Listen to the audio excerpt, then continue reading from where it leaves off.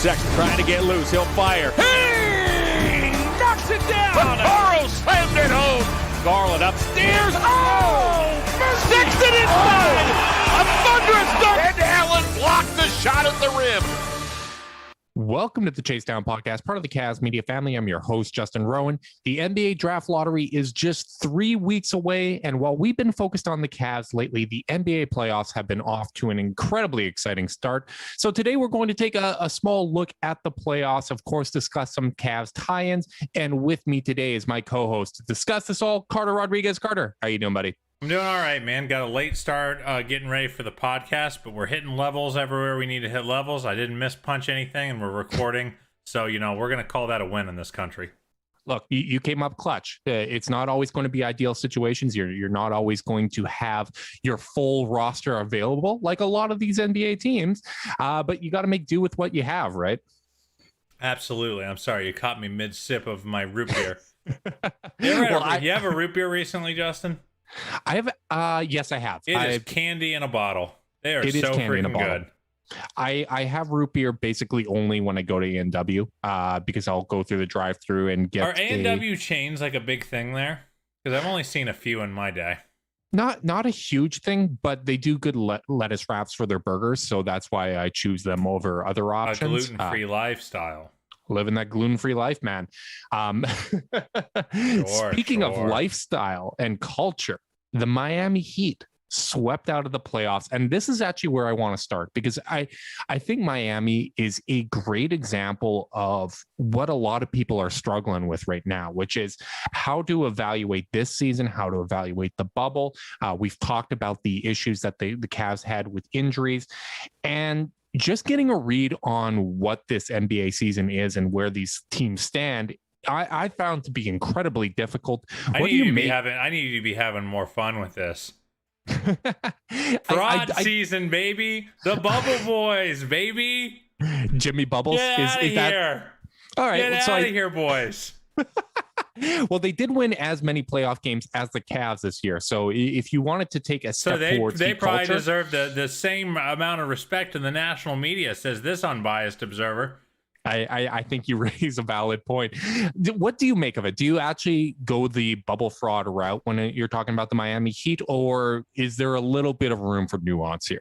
Not all the way, but a little. I mean, they shot the absolute crap out of the ball. They blitzed the Bucks, who are in the middle of an absolute crisis, and then beat a Celtics team that nobody thought was, a finals-worthy team, and one of the worst Easts in recent memory. They got a superstar level play out of Bam. They got superstar level play out of Jimmy. They got not trade for James Harden maybe kind of play out of Tyler Hero. Yeah. Who, by the way, was not that like that during the regular season. So, everyone has their Boobie Gibson moment. I'm happy Tyler had his in some clutch minutes. But all things must end. And I think that, that I just couldn't get past the fact that last year they were like a 47 win team or something like that, or on pace to be. And I thought that's about what they were this year. And that's what they're going to be the next couple of years, unless they get a legit superstar. Mm-hmm. You're not counting on Kawhi. I can't do the pun. I can't do the Kawhi Beach. There it goes. You're a mouthful. You're no Steve Jones. That's for damn sure. I don't know, man. Like, unless they do, that changes the dynamic, and that's the nice thing about having Heat culture, aka South Beach, is that you have people that want to go there, and it's such a glamorous destination. Let alone, the organizational reputation they have. So, like, they're always in the game. So it's like, it kind of annoys me when people are like, yeah, Pat Riley always has one, a couple moves in his back pocket. I'm like, well, no crap. Well, sometimes the moves that he has in his back pocket is giving massive contracts to James Johnson, Tyler Johnson, Dion Waiters, Hassan Whiteside. Sometimes you get lucky. Bringing in Danny Granger as the replacement or the guy to help bring Miami over the top again and help out LeBron win another ring there. That didn't work out too well. So I guess my general point is I think they're pretty good, and I still thought they were pretty good. And I thought, in a lot of ways, they're kind of a try-hard team. And try-hard teams normally get beaten by better talent. And now that the Bucks have brought some wipes to the bathroom, they're doing all right now. They're not pooping down their leg anymore in the playoffs, and they're able to, and the talent, clearly it wasn't close. I mean, you had so many guys, like the weak points in Miami became very obvious, and the empty gem stuff. I just can't think it didn't matter when they were like shooting the cover off the ball and making it impossible for teams to hang. Because I actually saw, and I'm sorry, I'm just going to keep crapping on the Heat, but I actually saw someone in Heat Twitter say that they actually shot the three just as well before the bubble. And I'm like, yeah, how many good 3-point shooting teams without a ton of star power do we see get their water shut off when it matters? Like that is the norm. The norm is not to stay as good at 3-point shooting in the playoffs. We even saw this happen to the 2016 Warriors, like where once you threw length and scheme at those kind of players, they start to make less of an impact. So it was like that is not the silver bullet that you think it is, Heat fans. So I just think they're pretty good. That's what they're going to be. And they're locked into their best player, who is pretty much the reason they're pretty good. Or I'm sorry, second best player if you're a huge Bam fan. But like half of their core of their their superstar duo is like, how old is Jimmy? Like 34? Yeah, I mean, he just got outscored by Bryn Forbes in a playoff series. Like, all the context you want to throw into it, that can't happen, right? And you know what that reminds me of? And this will actually put people down kind of a dark road. But remember when Steph was out rebounding Tristan in the finals that one year? Yeah. And it was like a big stat people were using. It's like, we could contextualize it all we wanted. And we had good reasons why Steph might have been doing it. I will still rant that Tristan was playing 20 minutes, Steph was playing 40, Tristan was hurt, blah, blah, blah, blah, blah. With that said, all you need to know is if that's the stat, ain't going well for you. No, it is not going well. And the reason I wanted to start here is because I think the question a lot of people are going to have this year and even last year is, did the best team win? And I don't think that this season, we talked about asterisk last year, and we talked about it a little bit going into these playoffs, but I'm not even convinced the 16 best teams made the playoffs. Like forget I don't conference know. talk. Yeah, I don't know how often that happens anyway, but like, it's impossible to say. And I certainly think the seeding is borked. Right. And you look at it now, like I think there's a legitimate case to be made that Suns Lakers is the Western Conference Finals. Like, I think that's probably how it would have played out if the Lakers didn't get hurt. I think those teams would have made it there. And even in that series, you have Chris Paul getting hurt, LeBron's hurt, Anthony Davis is hurt. Like, there are so many injuries impacting these playoffs that I think people are going to have a really tough time in an NBA that's always changing and evolving. I think people are going to have a tough time next year figuring out, okay, things are getting back to normal finally. Where do all these teams stand? Because you look at even this Miami-Milwaukee series.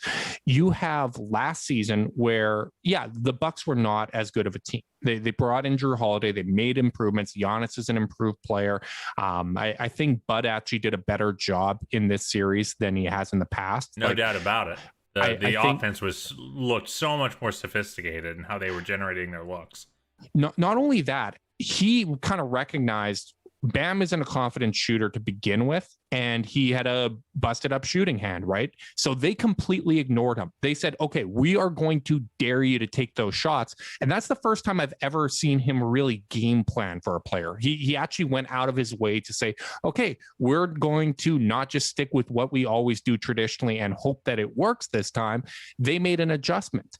And all that context aside, I think even looking at last year, the Milwaukee Bucks were the team that had a split locker room. They did not want to proceed with the bubble at one point. George Hill talked about how he didn't want to be there.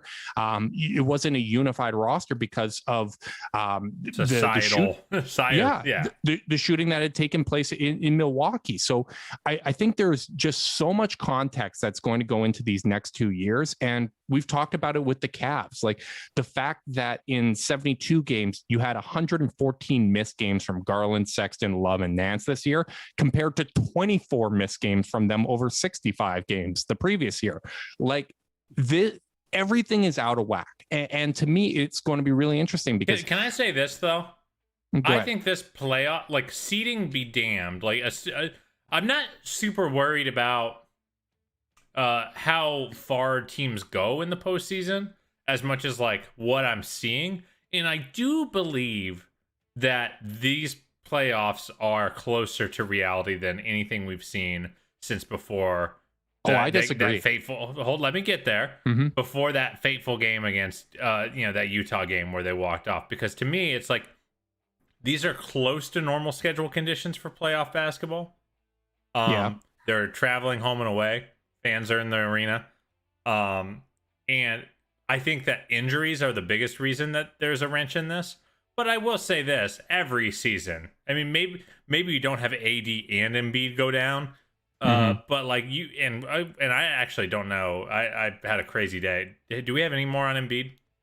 He's doubtful. Doubtful. Okay. Either way, even if both of them, completely change the tenor of a series, like there's normally at least one series in a legitimate way that gets messed up from an injury.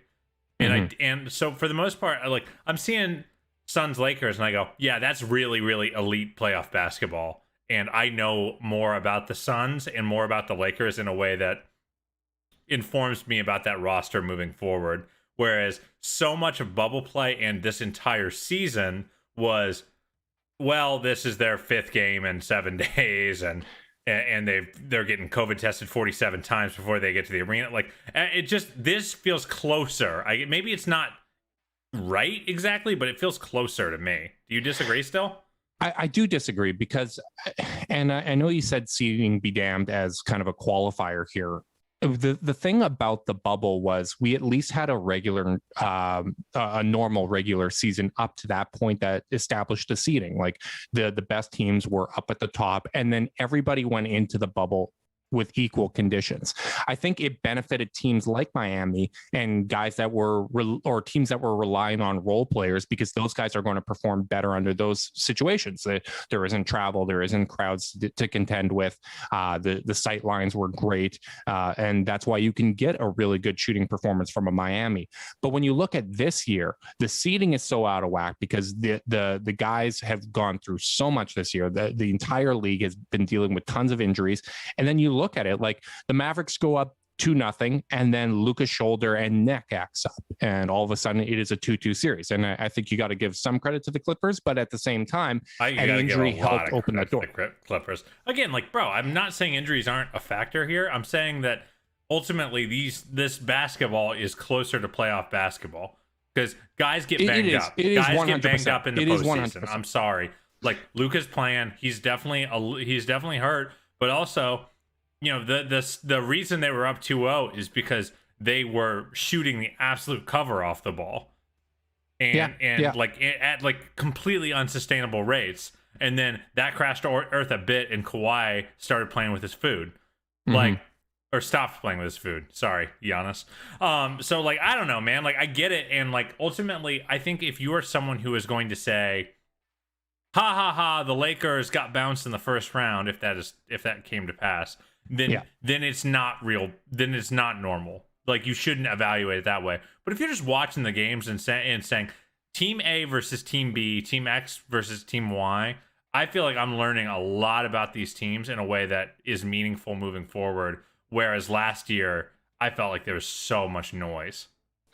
I think that's actually a really good point because you did have kind of these breakout bubble stars that performed. Freaking TJ Warren was dropping 50 bombs every other game. Mm-hmm. Well, he didn't score a point this season, Carter, to your point. Well, that's a little unfair. Maybe just a little bit.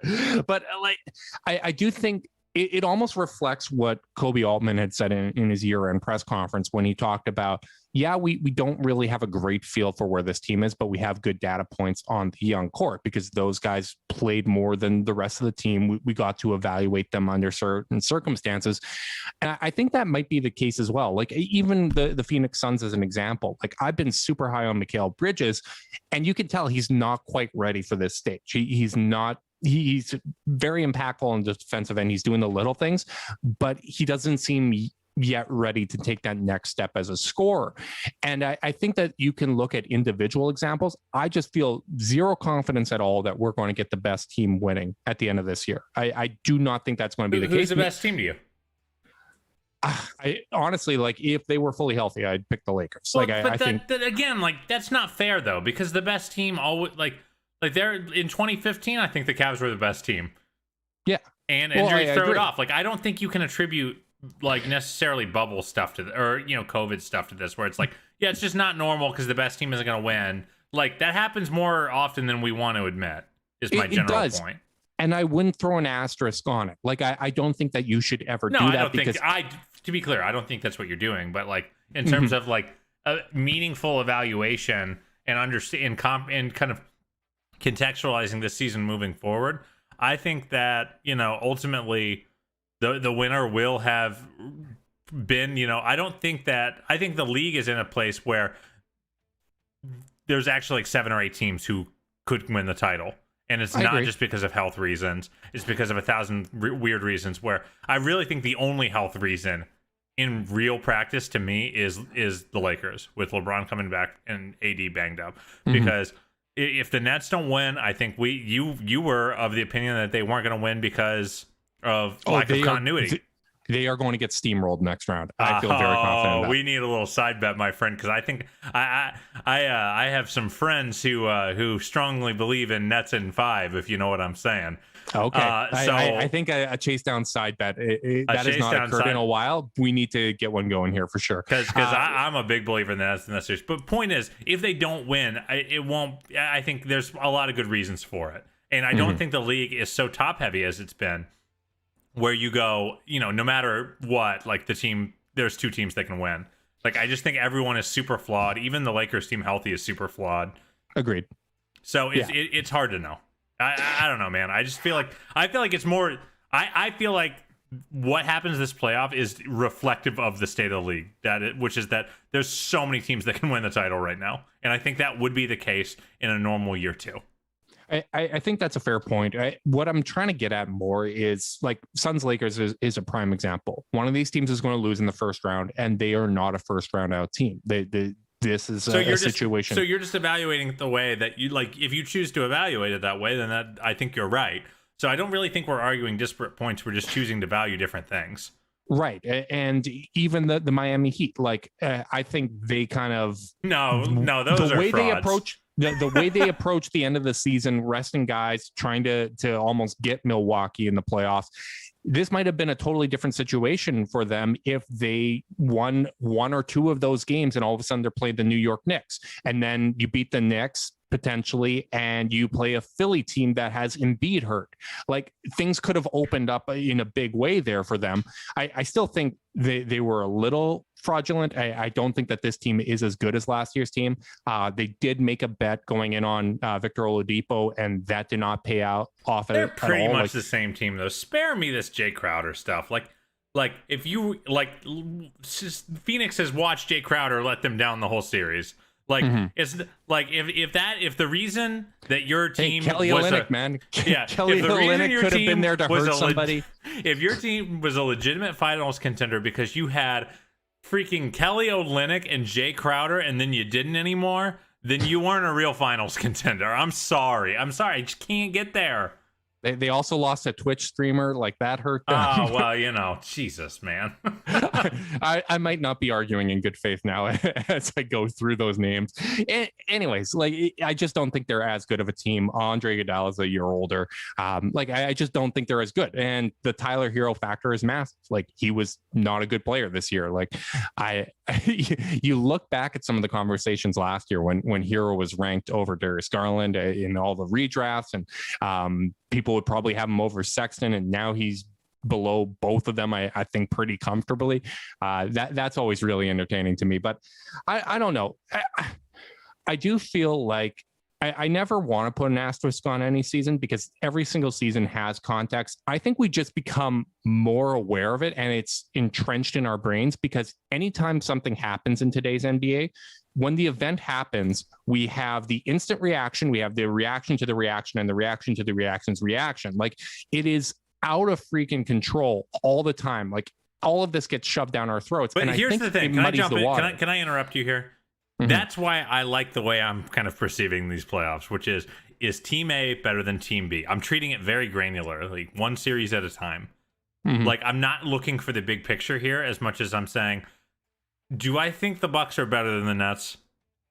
Can they outplay them over a 7-game series? It's very like I feel like the narrower your lens, the better. Like, you need the big picture of understanding that like results will be wonky because of how seeding happen. But at the dribble the ball, shoot the ball, pass the ball level, it is good stuff to take in and learn. That is my point. I mean, I think you're right. It You're certainly damn is right. entertaining. I'm right. It certainly is entertaining. Like I think the quality of the basketball, like to me, it resembles what I grew up loving about basketball, more so than what we even saw in the regular season, where I think offense has gone a little out of control. I do like seeing that teams are able to shut each other's water off. Even like the Lakers Suns, like those games being 100-95 in that range, like that is exciting to me. Yeah, I like 100 being kind of the marker of whether or not you had a good game. I don't like 130 being the marker of whether or not you had a good game. Do you agree with my contention though that series is the Western Conference Finals, or are you high on Utah, they've been impressive. Like they're getting shots up. They can score fairly consistently. Some of that might be the fact that they're playing Memphis, but my belief in them is up a little bit, but I'm still inclined to call them fraudulent.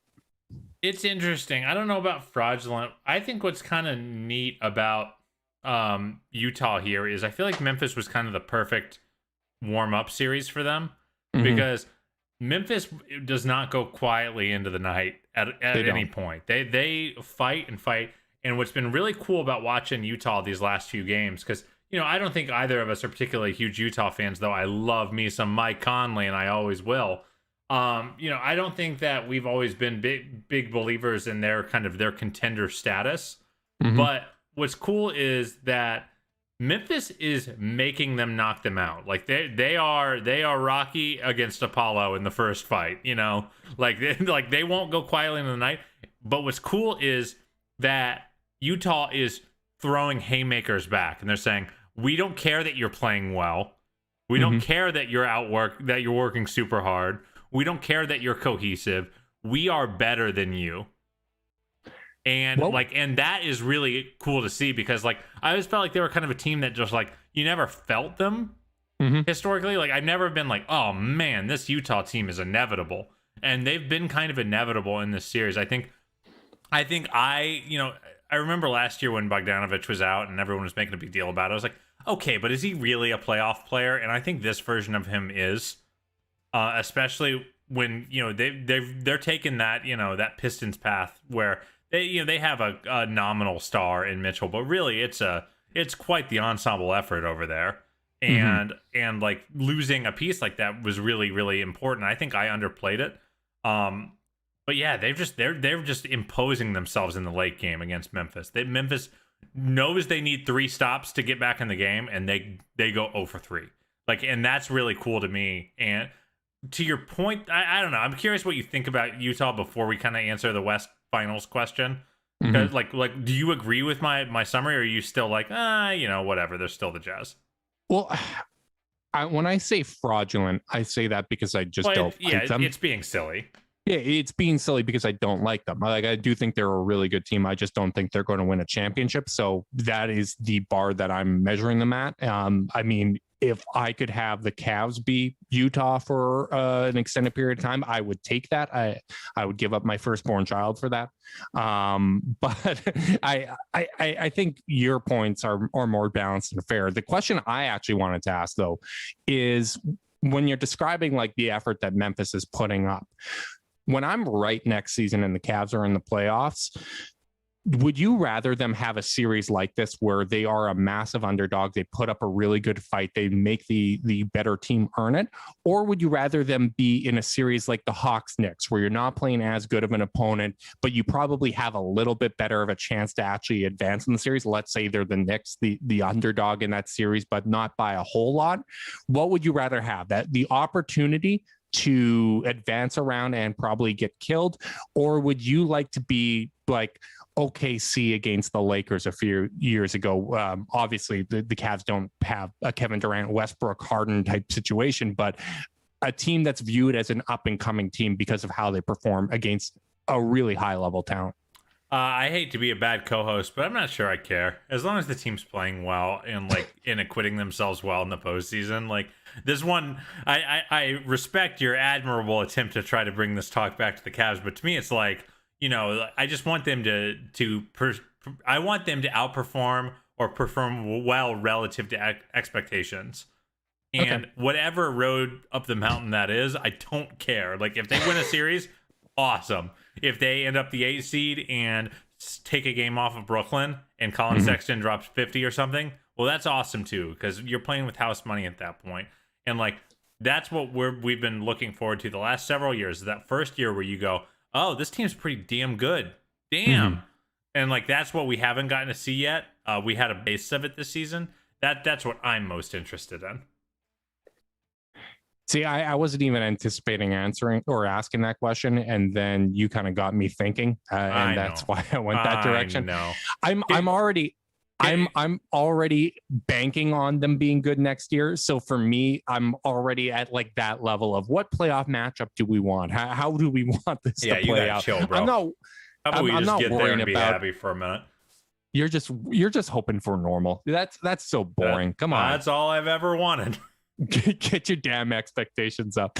So I'll get my expectations up when it's time. I want to have a fun year, not a year where I'm mad that they're not a playoff team yet. If they're not, let's circle back before we wrap this thing up, as we are going to do a shorter podcast when we aren't talking Cavs, because I mean we are a Cavs podcast. You seem pretty confident Brooklyn versus Milwaukee. I want our listeners to reply to the podcast account on Twitter, ChaseDownPod, and give us suggestions for what this bet should be. But why are you so confident Brooklyn's going to be? Is it just the fact that they have those three guys? Because they have three of the best 4 players in the series. And I think that their role players are better than people think. I think that Giannis won't guard KD. And dude, Giannis averaged like 42 points a game against the Nets. Nice. That's nice. I am interested to see how that changes in a postseason environment. I think when Brooklyn wasn't asleep at the wheel like they were in Game 3, they played pretty good defense on Tatum in the Celtics. I just think their talent wins out. You know me, I'm a talent snob, man. Like, since when do the people on this podcast defer to try-hard teams that have a talent deficit in the postseason? Like, those teams normally don't win. What are you talking about? Like, you really think the Bucks are more talented than the Nets? I think the aggregate, yeah. Like, I think, especially when you factor in continuity. Like, I'm a continuity stomp. That's why when I'm talking about next season for the Cavs, I think that's the only I want reason. them to get more reliable options. Like, these guys have played 15 games together, I believe. Like, they do not have the chemistry and continuity. James Harden doesn't have a lot of reps with KD over his career. Yeah, well, he has a lot of reps letting KD down in the playoffs too. Oh my God. So, like, especially when there's Drew Holiday, Chris Middleton, and Giannis to defend those three, and Brooklyn can't defend them on the other end, and Milwaukee's actually showing, like, they're showing heart. Like, we talked about it before when I commented that I don't think Giannis can be a number one. The reason why I hedged that in my tweet is he can still become that. Like, LeBron was not that. Even when he was in Miami, he hadn't fully reached that level until he was down against Boston and you got the stare and the switch flip for him. That moment could happen in this postseason for Giannis. And like, that would be significant, because if that switch flips and he's really attacking the rim and he's being aggressive and he just takes over that series, that would change the calculus. Like, yeah, it would change the calculus, but the current calculus is that he hasn't done that yet. He just did that against Miami. He just did that against a team that was his kryptonite. He just overcame that hurdle. Can I just give the crux of my take? I think that Jeff Green's going to lock down Giannis. Of course not. Never.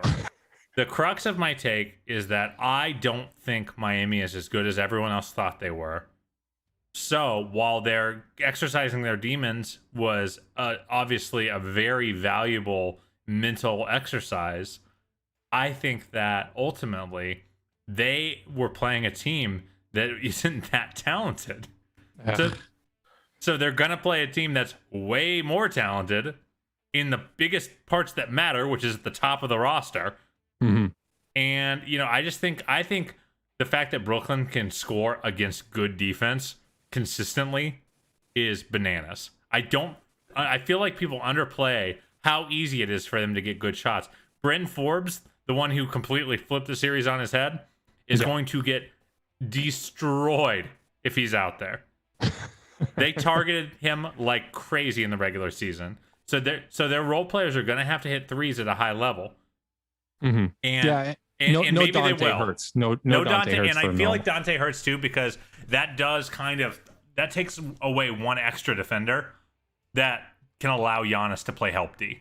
Like, I feel like Giannis has more of a burden to guard Kevin Durant than he did prior, because now you got to go with, one of your other guard. You either, put a weaker defender on Harden or Kyrie and leave Middleton on Durant, or you just match Drew to Kyrie, Middleton to Harden, and Giannis to KD. And I don't think Bud really wants to do that. Yeah. No, it's a valid point. Like, if I'm being honest, I'm more confident that the Cavs will make the playoffs and the Nets will steamroll, or the Bucks will steamroll the Nets. It's funny that we both think the other team will steamroll. Like, I think but I don't even think I'm gonna 5 or 6 games, buddy. I'm gonna be annoying and hedge my own. 6 is generous. I'm gonna hedge my own take and be that annoying person. I don't think it's 4 ass kickings. No.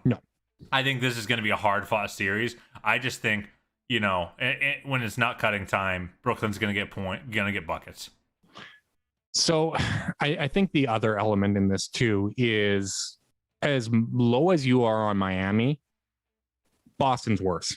Boston is not. I am not factoring in the Boston series much beyond that they've played okay defense when they were trying.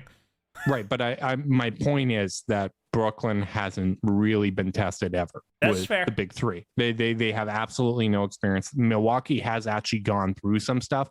Yes, they have new parts, but like Drew Holiday has playoff experience. I just feel like it will test my basketball beliefs. It will test my basketball beliefs if Brooklyn beats them, because I think chemistry and continuity really matters on the stage. I would pick Brooklyn to win the championship next year, when they've had experience, but this always takes time. Even the big three in Miami, it took time. Like, I get it, man. But like, the way these are veteran players, and I think people just kind of underrate them. I think they underrate the star wattage of that trio relative to NBA history. We need to ask Ty Windish what the strip clubs are like in Milwaukee, because that could be either a good thing or a bad thing for James, but I do not imagine they're strong.